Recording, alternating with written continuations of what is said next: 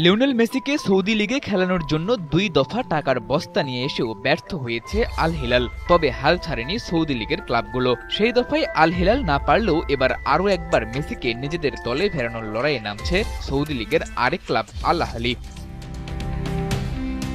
Lionel Messi Saudi লিগকে না করলেও Ronaldo কদিন আগেই আল নাসরের সাথে করেছেন চুক্তির নবায়ন। নতুন চুক্তিতে ক্লাবটির মালিকানাতেও আছে তার নাম, অর্থাৎ আপাতত ক্রিশ্চিয়ানো রোনালদো থাকছেন এশিয়াতেই। কিন্তু লিওনেল মেসিকে তো এখনো কোনো ক্লাব রাজি করাতে পারেনি। তবে আল আহলি জানিয়েছে মেসির জন্য যে কোনো কিছু করতেই তারা প্রস্তুত। সবশেষ ২০২৩ সালে পিএসজি থেকে ইন্টার মায়ামিতে যোগ দেন লিওনেল মেসি। সে সময়ও মধ্যপ্রাচ্য থেকে ছিল লোভনীয় অফার, তবে সবকিছুকে প্রত্যাখ্যান করে ইন্টার মায়ামির জার্সি গায়ে জড়িয়ে করেই চলেছেন রেকর্ড। ২ বছরের সেই চুক্তিও এখন শেষের পথে, তাই তো শুরু হয়েছে মেসির নতুন ক্লাবের আলোচনা।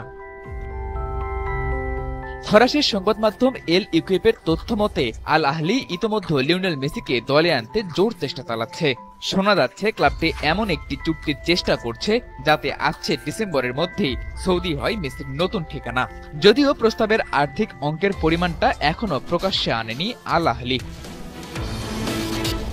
ক্যারিয়ারের শেষ প্রান্তে এসে মেসি যদি সত্যিই আল আহলির প্রস্তাবে রাজি হয়, তবে ক্রিশ্চিয়ানো রোনালদোর পর এটি হবে ইতিহাসের দ্বিতীয় সেরা দলবদল। ফুটবল সমর্থকরাও হয়তো আরও একবার উপভোগ করার সুযোগ পাবে মেসি রোনালদোর দ্বৈরথ।